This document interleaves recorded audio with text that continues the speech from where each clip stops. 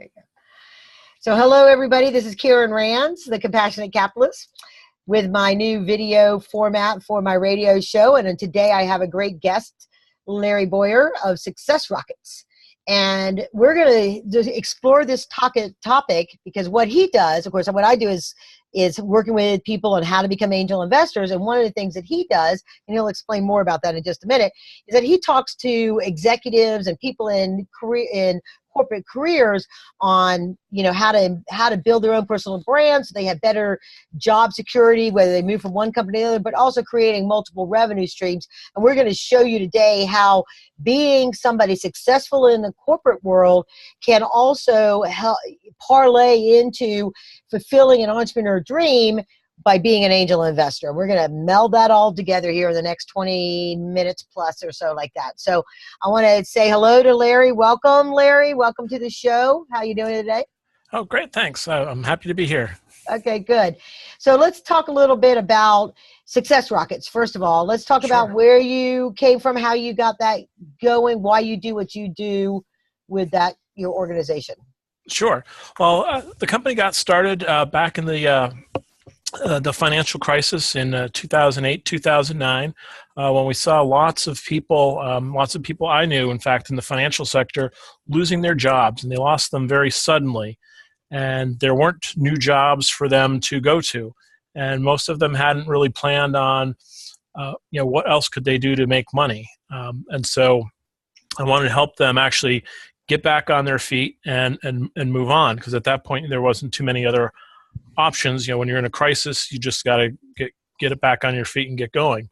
But if you have the opportunity to get ahead and start planning for yourself, you can start planning many more options, whether it's another career, starting a business, angel investing, since you have other sources of income than just your job. And this affects people, whether you're at the executive levels all the way down, because anybody can lose their job anytime. And there's a lot of disruption that's happening. And recently I've been getting more involved with all of the disruption that happens from technologies. And as our new technologies are growing and evolving, competitors can actually come out of nowhere. We just saw like Amazon buying Whole Foods, and I think the grocery marketplace didn't necessarily see themselves as competing with Amazon. Exactly. Right?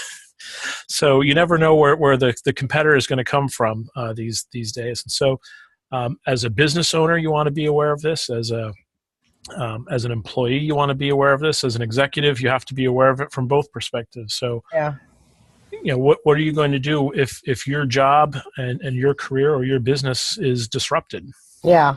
I was just actually, before we got on this call, I was on a call with an entrepreneur that, has an innovative new technology, or taking a public IP, but creating a software solution around it. And they were talking about the market opportunity because the big gorilla in the market had gotten bought. And I said, well, do you know how much they got bought for? He goes, well, rumor says they got bought for $400 million. I was like, well, that's a big number. And as he went on, he says, but then so it left a gap because they were no longer in the market. I was like, well, that's a big investment to shutter a company. Who bought them? Who makes that kind of investment to put somebody out of business? And what it was, without naming names, it was basically one of the big players in that particular space that was a customer of that technology bought it and changed their model a little bit, like what we're talking about with Amazon and Whole Foods, and went into a whole different space that is actually, if I would name your name, you probably know them because I've been there multiple times and participated in their new business model. And so it's like, oh yeah. So, but you know what? Except for maybe a few software developers that were there to continue to maintain the thing, and maybe some thing that they had with the owners for a non-compete and they had to keep them around 2 years. Anybody that worked in that company that they bought $400 million, whatever, they don't have a job anymore. Right? They didn't absorb all those people. In the company that my husband works for, he's an HR director, they grow by acquisition. Yep. You're in what most people think of as the magazine space. They basically stock all the shelves of all your retailers with magazines. And that's a most people say it's a dying industry, but not if you own, you buy up people and get their customers and you get their new bookshelves, and then you get the point of sales for selling gum, and you get the point of sales for doing that. And what do? They look at where's the duplication, and the company that got bought, doesn't matter what it was, they're gone. So you're, exactly, we got 2 sales teams in one geography. We don't need 2 sales teams in one geography. We look at who's our low hangers on our company, who's the best players in their company, and we bring them together. You know what I mean? And so that it's just the nature of the industry. So you always have to be top of your game in the corporate world. And then you always have to be looking at what is your other sources of income. And everybody, whether it's the chicken soup for the soul guys, I mean, everybody always for a long time, T. Harv Eker, they all talk about having multiple streams of income. Right. So we're going to dig into that a little bit, but let's talk about a little bit within the context of what you do and how, is gaining, like, and you talked about the financial sector. So is gaining new information, I'm curious. So like I'm in a corporate job, I'm in IT, I'm in the finance sector. How do I decide where I go get new skills or knowledge base when it comes to trends in the marketplace? Is there like any kind of key indicator or a little flag that says, oh, that's something I should go learn about? There really isn't, which is really unfortunate. And so I've actually started a group actually on Facebook for that called Future Proof Me or Future Proof You. Because there's all of this information. What people really rely on these days is keeping up on the industry trends themselves. So there is no portal to go to for information like that. There is no one source of information on any of that. And so people are really stuck out on their own. And that's why I think oftentimes people get surprised or shocked by these developments when really there isn't a reason to.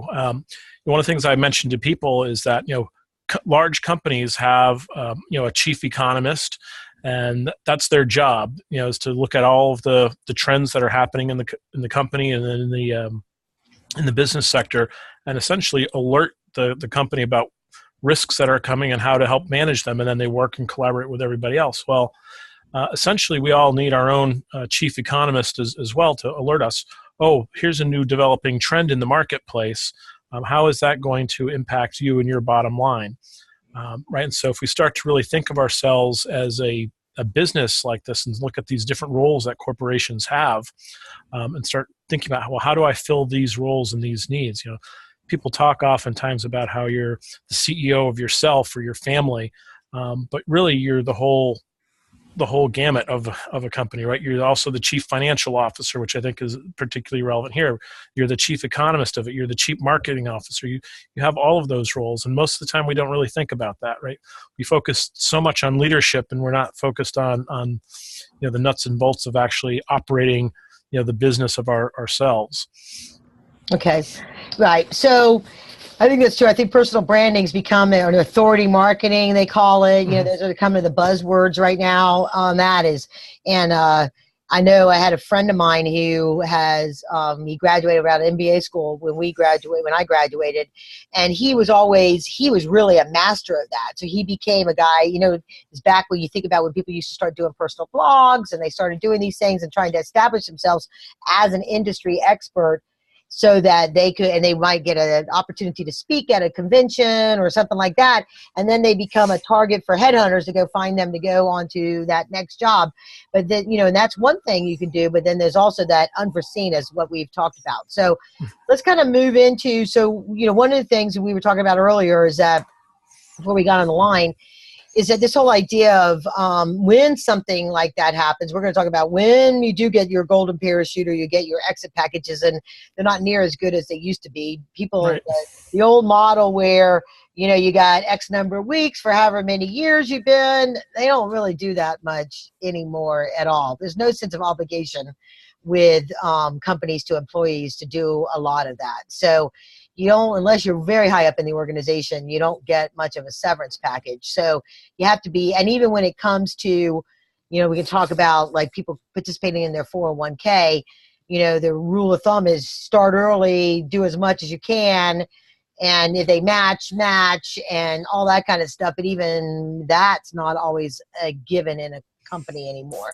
Right. So, one thing is that I talk about when it comes to investing in private companies is that you do have the ability all along is to do self-directed IRAs. Mm-hmm. Right. And so even if you don't have a 401k that you do as a company, or you're in this new gig economy that is sort of like the big thing where people do things that they enjoy doing, and they have multiple different jobs, that one might be something that's a hobby they get paid for, one might be something that they were educated in that's a professional degree that they get paid for, and they have more, and they do Uber on the sides, right? And so they have these gig economies. Well, they don't have to depend on Social Security. They can put money into a self-directed IRA, and most people think of self-directed IRAs as something that they use to invest in real estate, right? You have your own money, but you have this thing that's an investment income. And then as you make money in it, you don't pay taxes as you make that money, because you've already paid taxes on the money that you use to invest.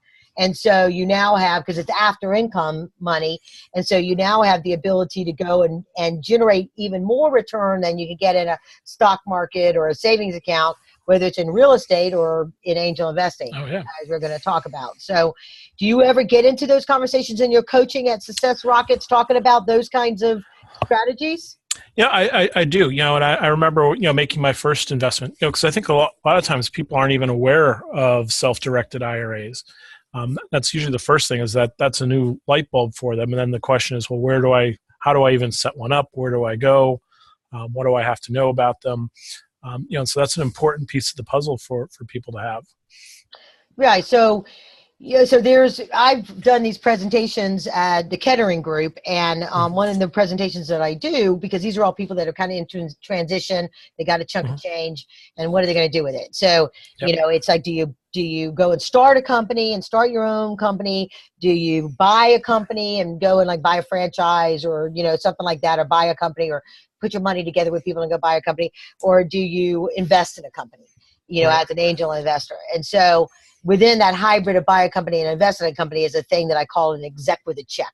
And that's where somebody basically puts money into a company to get a job in something that they think is real exciting, but they don't turn around and pay themselves with that money. They've got enough money that they can go without an income for some period of time till that thing they invested in. They're not buying the whole thing. They're investing in a strategic part of that company and helping to build the company because they love the technology. They have a meeting of the minds with the other founders of the company. And so the kind of exec with a check is a term that I've coined for that kind of a thing, right? And so that's where, those three different sort of models, there's a risk associated with all of them. And whether you're still got your job, and it's not like you've gone and done that, the guy that when I talk in there, I actually don't have a book in front of me. I usually have a book right here I can hold up. So my Inside Secrets to Angel Investing book that I would be holding up right now that I did downstairs it talks about that in my example that I use, the making of a compassionate capitalist, is this guy, I call him Jack.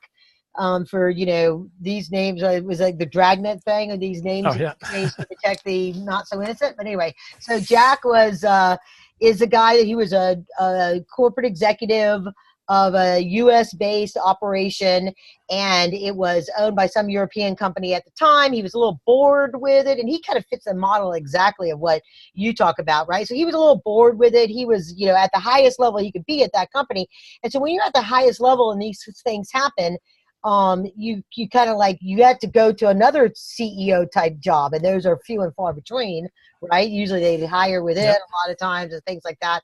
And so it's hard. You got to go many, many months to try to find an equal level job. But at that time, he had been talking to his financial planner about preparing himself to be able to leave the company and go buy a company or start a company. And he found me. We met at a networking event, and he saw on my card about angel investing and compassionate capitalism. He's, what's that? And, he'd never heard of angel investing before. And so I talked to him about it. And sure enough, as he went through first version of the book that I had, he started he started coming into the groups. He went through the normal process of kind of putting his toe in the water with a bridge note to a company, and then he started doing equity investments and those kind of things, and he became a true compassionate capitalist. And during that time, his company that was owned by, I think it might have been owned by a French company, and he was French nationalist, but he was an American citizen. It got bought by a Chinese company. Mm-hmm. And he had a period of time where he wondered whether he would stay, but the company was continuing to grow, and they didn't want to replace him as a CEO. But he still had the fallback of these things that he had invested in, should he have the opportunity. But the good news for him and what he enjoyed about it was the lifestyle that he was living as this high-level executive. He didn't have to give up private schools for his kids at the time in high school or dip into their college fund in order to pay for starting a business, because you and I know, and anybody that's ever actually started a company knows, you take a cut in pay to start with when you start a company. It takes a lot more time than what your corporate job takes to start a company. And you take all the risks. So it's all your money, all your time away from your family, money away from your family, a lot of the security, your investments over time, all this kind of stuff, until you're in a position that maybe, depending on the type of business, you can attract other capital. But if it's not a market maker, if it's a market participant, if it's a franchise, if you're buying an existing business, odds are you can't go out and raise money from a bunch of other people unless they're your friends. And so, it's not as easy as a lot of times people think, particularly if they've had a corporate job where they've had, all of the things done for them. They got a secretary that does stuff. They got a staff that does stuff. When you start a company, you're wearing all the hats. Your operations, you're the marketing, you're the janitor, you're everything, right? And so, absolutely. Okay. So, Absolutely. You have to weigh all of that to your capacity when you get ready to kind of go get started in this. So, when you coach at Success Rockets, are you coaching, is it kind of a split between people that are in transition or people that are just want to better themselves and make them more desirable within the corporate world as they climb the corporate ladder? Is it kind of even, or how does it? It's a little bit of both, and I think a lot depends really on up to this point a lot about the economy and what's been happening, right? So as the economy turns down, there's more people who have been put in the position of being in transition and need to come up with a plan. The people who are in the best position, though, to take advantage of any of this are the people who are thinking about it before the need comes up. And I know we always like to think it's not going to happen to me, but chances are it's going to at some point. Yeah. I mean, what's the average? You probably know the stat better than me. How many companies do people usually work for if they're in the traditional corporate world in their career lifetime nowadays? It's kind of scary. It's up to like 15 now is what the average is, which is, kind of surprising. So basically, always keep your resume polished up and make sure you maintain your LinkedIn connections in a good way, right? And so, okay. All right. So let's talk about compassionate capitalism is a big thing that I'm trying to promote in my book. And so, when I first got started with that term a decade plus ago, was compassionate capitalist was somebody that invested time, energy, resources, knowledge into entrepreneur endeavors to bring innovation to the market, create jobs, and create wealth.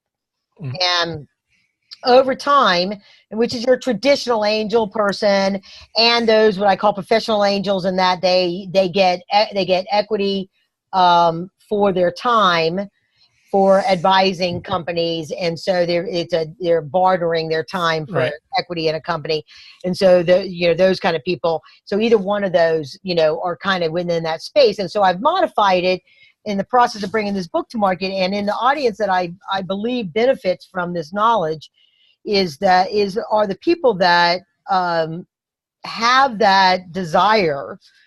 And there's like all these articles that are now coming out on how to start a business after 50 or how to be a part of it. It's sort of like the new thing, orange is the new black and 50 is the new 40, and you can start a second career as an entrepreneur at the age of 51.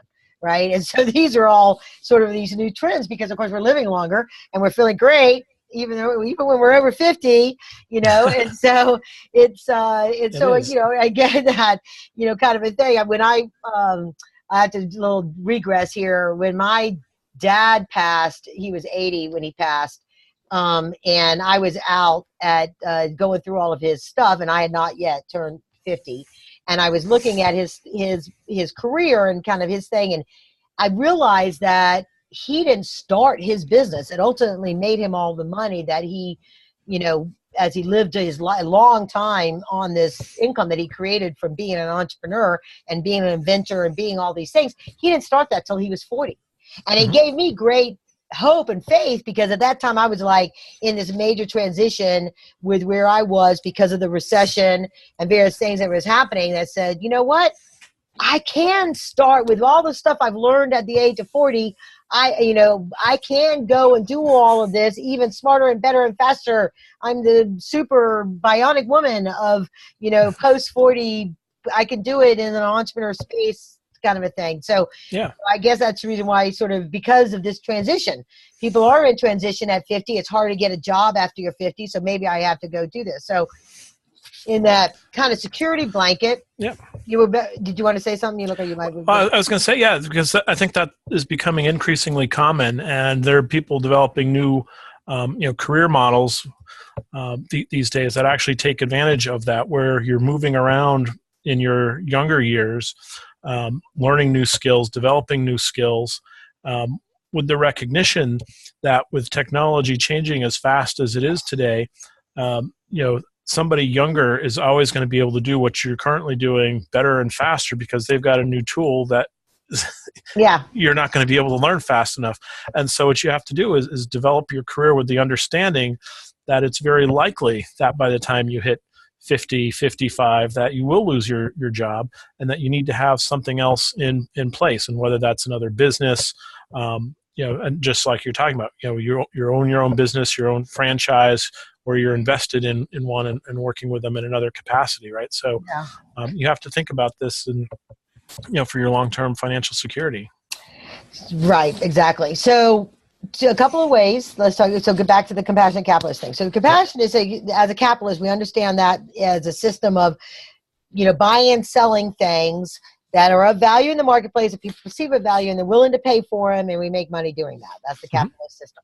And then compassion, how I've kind of modified the process of that, is that when there's a young entrepreneur, or when somebody's an entrepreneur, they typically have a passion for something, and they're building a company that's based on this passion, right? If you go back to old Michael Gerber's E-Myth, right? Yep. It was the original E-Myth revisited was somebody loved making pies, and they wanted to start a pie shop. And then that was their passion, was pies. And then they figured out they had to go do all this other stuff and actually to be in business of making pies. And they stopped liking to make pies because they had to do all this other stuff. And so part of that, and all to what we were talking about also before we started the show, Robert Kiyosaki's cash flow quadrant, right? You move over to the right side of the quadrant. You have to, if you can become a business owner that invests in multiple businesses, and you put your money to work, creating income for you, you're on the right side of the quadrant. You're not dependent on time. Your money is a vehicle to make more money. Yep. And so you don't have to be the pie maker that stops liking to make pies. That's your passion. If you can find somebody else and invest in their passion, that you share a passion with them, and now you can help them go. They take the risk. They take the long hours. They take all that stuff, and you become part of that process. So whether it's a market maker that's going to be the next unicorn out there, that's some big pie in the sky kind of a deal that you think just totally makes sense. It's in, whatever new something that somebody comes up with, and there's new somethings coming up every day. Or it's something that's a little bit less risky, where you can be the investor. One of Robert Kiyosaki wrote another book that was I can't remember the name of it right now, but in there he talks about being the investor of a franchise, not to go run a franchise, but you have owner operators where you become the landlord of the franchise, right? So every time somebody buys a franchise, it costs them money, but they may not. That person may have a passion. They've been a manager of a Chili's, and they say, you know what, I want to go buy a franchise.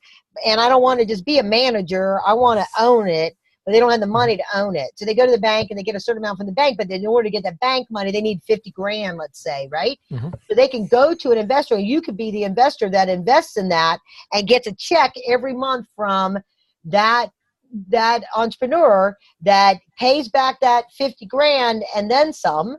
And then you get sort of like an annuity, and that becomes something that's part of a revenue stream that you can invest out of your, and it's tax deferred. You don't pay taxes on it because it goes into your self-directed IRA.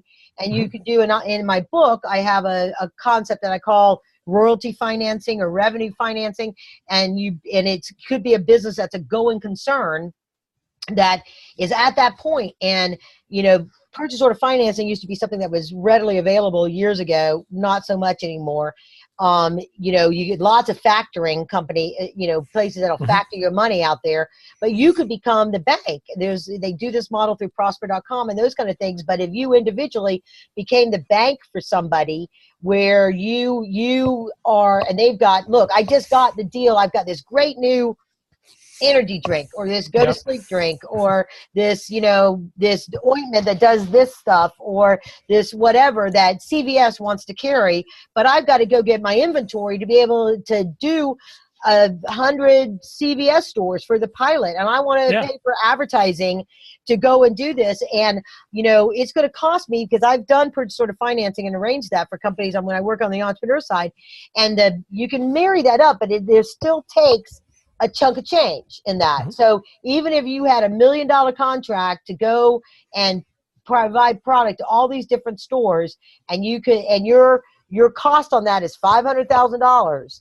and you could finance that, they would finance, that thing on that, but you go to build it, you got to come up with $250,000, to be able to start the manufacturing of that, and your factoring is going to pay that off. Well, the $250,000, they're going to want $50,000. Right? They want, you have to have money in the bank, escrow in the bank, in order to finance a $250,000 purchase order thing that's going to be backed by the accounts receivable thing. And guess what? Everybody wants to get paid along the way, so you got to have, you're paying interest on that. So depending on your margins, right? So if you were to you could be the group, and the company could offer up a royalty financing that says, I got this $1 million order, I need $500,000. And 10 people with $50,000 could go in that. And instead of giving up equity and instead of paying all of that stuff, they wait till that's all stuff, and they start getting a smaller percentage of the revenue of that company until that money and a multiple of that money is paid off. And if you invest in your self-directed IRA, you now have a revenue stream that's like an annuity stream, the same way you might if you went and you put 50 grand into an apartment complex or a shopping mall with 10 of your friends that all had 50 grand, and you put your money into that and you were getting rent income off of that. Same sort of model. But the difference is, by doing this, when that company gets that $1 million deal, how many jobs are created with that? Absolutely. How much the benefit of whatever that product was in the marketplace that it's going to do to those consumers. All those consumers now have the benefit of that product being in the marketplace. And, all of that stuff kind of comes together, and that's what compassionate capitalism is all about. And and so everybody wins from that. It's right. The investors win, the person starting the business wins, the consumers win. That's what it's all ultimately about. Yeah. So, okay. Well, good. I don't know. Did we cover it? I think we covered it. I think you covered quite a bit there. It's all important stuff for everybody to know. And I think I think one of the important points you made is it's important to know about angel investing, whether you want to be the investor or you want to start your business, because you might want to work with an angel investor. Right. And know these models. Exactly.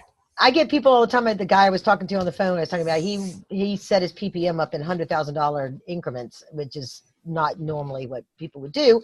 But anyway, beside the point, this whole thing of investing through a self-directed IRA, or sometimes it's taking a Roth IRA and just restructuring it a little bit so it could be that kind of a thing. So a lot of employers that are small business owners that might have a $4 or $5 million business, a $10 million business, they're not the big executive Fortune 500 company.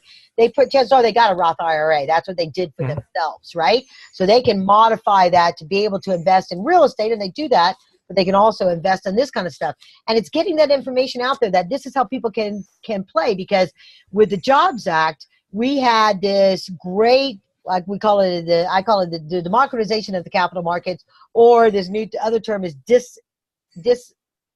I'm not even gonna be able to say it. It's a term that my friend Dara Albright came up with. Disintermediation. Okay, big word, right? Yep. Add that to your vocabulary today. And what that means is that this barrier where wealthy people that really used to only turn to their wealth manager, the financial planner, to what do I invest in, and those people would never talk to them about these kinds of alternative private investing kind of deals. That person, they're not dependent on that person to find these deals anymore. Likewise, an entrepreneur that used to have to go to a broker dealer in order to find capital, or even only through traditional angel groups, no longer have to do that. There's all kinds of ways that they can participate in finding investors. So those intermediaries, disintermediation, right, has been removed. Those barriers have been removed. Yes. But everybody has to be educated on how to go about doing that when they come to meeting up and marrying up those things. And that's really what I'm hoping to do with these kinds of podcasts and video casts. And then, of course, when people go to buy my book. So now I'm going to say, how do you go buy my book? It's called Inside Secrets to Angel Investing. You can go to that site, and there's links there. You can get it on Barnes & Noble. You can get it at Amazon.com. You can, any of those kinds of places, you can go get the book, and you can just look for it on any of those places or under my name, Karen Rands. And the big bonus that you get with it, first of all, the book's only $20. Okay. You know what I mean? It's like, it's nothing. Right. And so, you spend that going to a movie on a weekend. Right. And so the information that's in there in a step-by-step guide, plus the portal has so many resources. It's that really helps you figure it out. If you've never done this before, it talks about it. It has samples of documents. It has worksheets. It has all kinds of things to help you through the process that you get access to through it. Because the main thing I'm trying to do is create this movement to get people engaged in this process. So us as a country, and really any other country, we can sustain ourselves against these economic upheavals, because everybody, and as we move to this gig economy, everybody is participating in everybody else's success. Exactly. And it's so important to get that information before you need it. And so I certainly recommend everybody to get it now, whether you think you need it or not. Because okay, and so now, Larry, it's your time to give your little infomercial. Tell people how to reach you and how you can help them navigate whatever concerns they might have in their career and longevity and all that kind of stuff. Okay. Sure. Well, with the again, disruption comes from anywhere. We're all familiar with how business cycles can affect companies. The time that a company is on the a Fortune or S&P 500 list used to be an average like 20 years. It's down to 4 years now. What that means is companies rise and fall fast, and that means that your job rises and falls fast as well. So we need to be thinking about all of the options that are available to us. Whether part of it's careers, part of it's investing, and make sure that we have a full portfolio so that we can actually take care of ourselves. And so that's what I'm about, helping people do that. And you can find me at successrockets.com. Lots of information on there. I'm happy to talk with anybody anytime. Okay, good. And you have a Facebook group that's called Future Proof You? Yes, Future Proof You. You can go to futureproofyou.com. It redirects you right to the Facebook group. Okay. And you can join that. Okay, and I have the Karen Rands is my public Facebook thing that you can join to interact with me on Facebook. And of course, you can find me on LinkedIn. And if you got a picture, you can get connected. The only people I don't connect with are the ones that are like the little blue and white heads. Yep. And then you also have KarenRands.co, which is, if you go to Inside Secrets to Angel Investing, it also goes to that. And that's RANDS. But if you're watching this, you'll know it because it's on my screen. So anyway, so thank you very much, Larry. Really enjoyed having our conversation today. And thank you for all you've done to help me promote this concept out there. And very much looking forward to helping you in the future as well. So it's been great knowing you and great working with you. Great. Thank you very much. Okay. Have a great day. Bye-bye. Thanks, you too. All right. Bye.